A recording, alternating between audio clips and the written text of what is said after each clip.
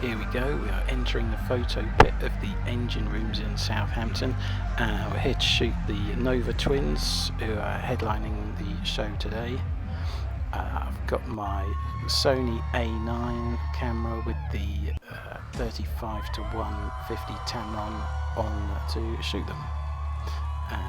Here's the entrance. I've cut out about 5 minutes of waiting for them to arrive and security giving us a briefing. Here we go, very bass heavy, so hopefully the sound cuts through okay.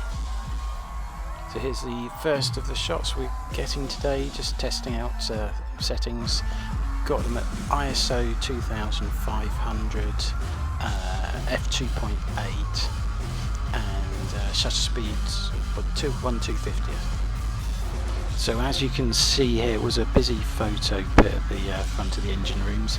7 of us photographers, slightly crowded in the front here. For reference, the last show I shot here, which was Coach Party, only 2 of us photographers at the front shooting the headline band, so quite a difference. I'm only a volunteer photographer, so I'm not getting paid to do this. I'm just shooting for the joiners who are promoting the show and running the show.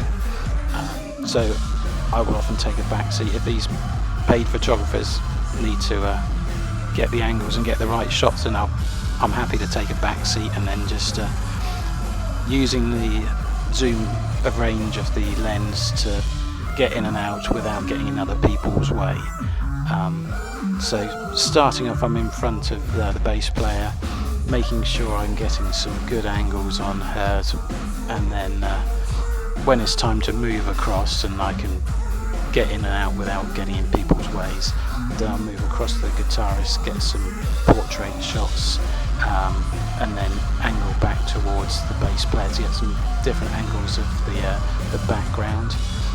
You can see the lighting is quite varied. There's a lot of variety between sort of purples and blues and oranges, so tending to get a bit heavy on the shutter finger just to get useful shots in a variety of colours. You can take 6 shots in a row and you'll get 6 different varieties of colours in the background, so it's a case of reviewing them later after the gig and then seeing which ones you like. So as you can see from the shot I just put up, that was in black and white, so usually a good indication of when the lights aren't very good, like here where it's a lot of blue.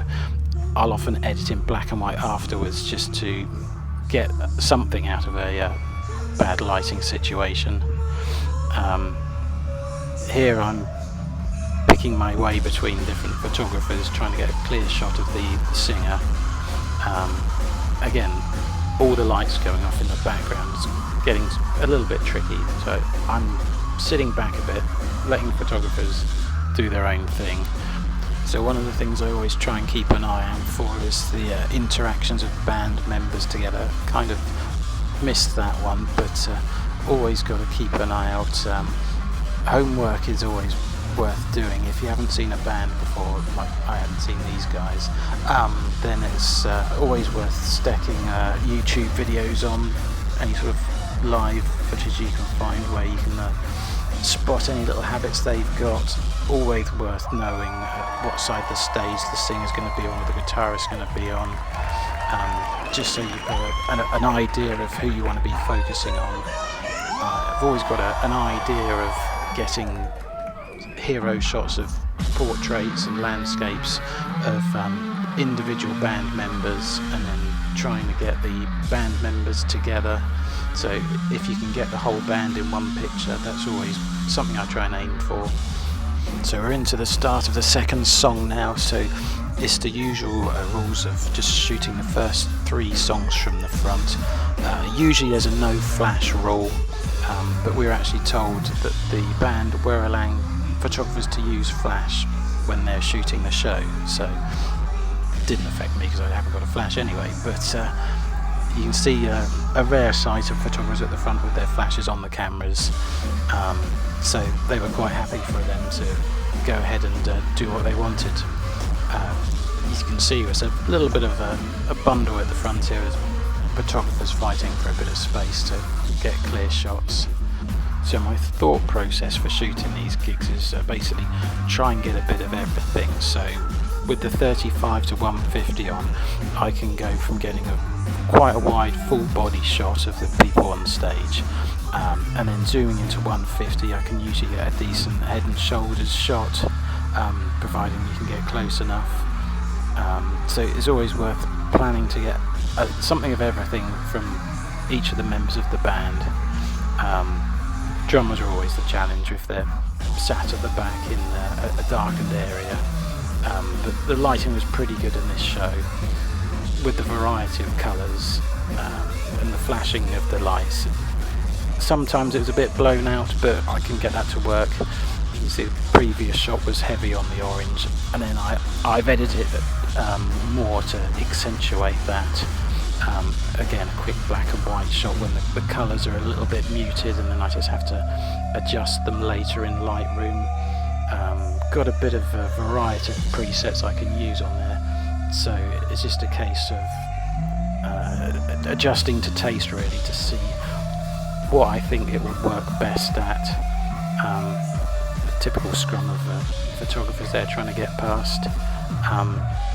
It's a little bit hazy with the light here, wasn't the best, so you just got to keep shooting and then hopefully you can get something interesting out of it.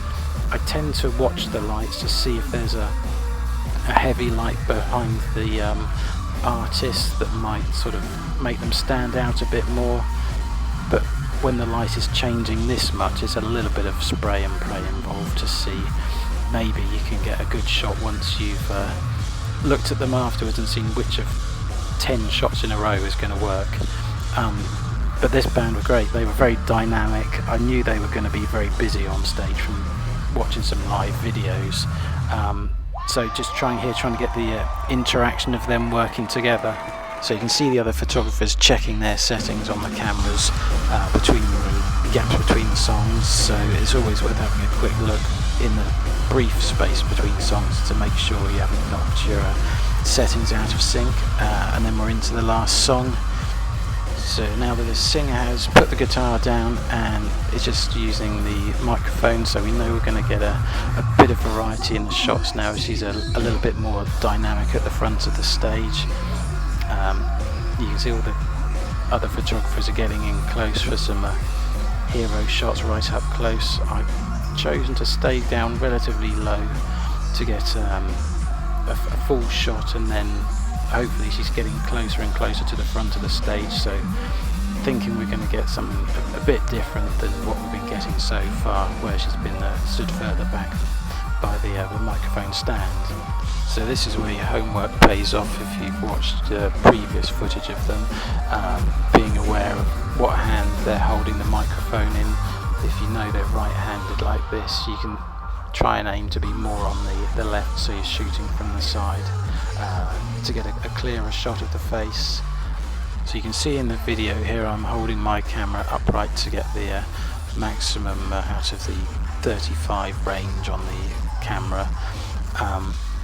Usually I'd shoot a second camera and have a wider 17 to 28 lens on there, but as I'm shooting this with I've got the Insta360 X5 mounted on the top to record this video, so I'm sticking just to the one lens, so it's a little bit simpler.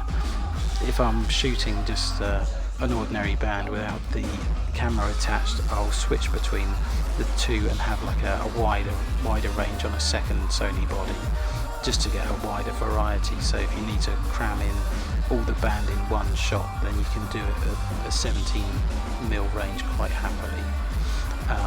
So we've still got a couple of minutes left to go. Band's well and truly warmed up, getting very dynamic and making sure that we're trying to shoot as much as possible with the hair swinging around and the jumping around. Again, with a little bit more room at the front with less photographers, it would have been ideal, but I think we're making the best of it here. I'm quite pleased with the shots that I did get here, and you see everybody starting to get in close as we're coming towards the end. Again, trying to get the two band members together is always a bonus. they're getting closer and closer, just trying to get some reactions, and now trying to shoot some wider shots of her holding the microphone out. The wider angle lens would have been a lot more useful here, but I'm trying to make the best of it with the 35 on here, hoping it's being wide enough for what I'm getting. Struggled a bit with when she had her arms out, couldn't quite get all of her in, but like you see, just cut off the fingertips on that shot. So you just got to work with what you've got without a second body using it. I was just making the most of what I've got and trying to be creative. So the pictures I'm getting, I'm taking for the joiners, and I'll be using them for the Facebook page so they can use it to promote the shows that they've had on. I'll post a link to the Facebook page and my own personal Facebook page and Instagram, so if you want to have a follow along, you can see the shows I'm been shooting and where I'm going to next. So if you've got any questions about the gear I'm using or the settings I'm using for shooting concerts, then please leave a comment below. Hopefully I can answer any queries you've got here. And then we're just coming to the end of the third song, and then the photographers are leaving the pit. So I hope you enjoyed that. It was a great show to shoot. There's a couple of bonus shots from shooting outside the pit towards the end, and then I shall see you in the next one.